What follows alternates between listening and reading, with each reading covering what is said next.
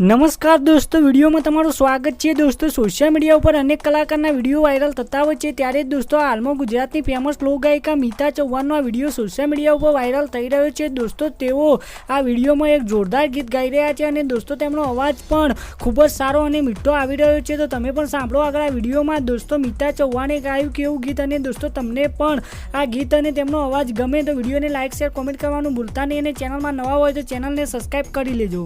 मुखे नाम मेलड़ी मारो राजा मारी माँ मेलड़ी मुखे नाम मेलड़ी मारी राजा मारी माँ मेलड़ी तारी रयतनो तू आधार मारी माँ मेलड़ी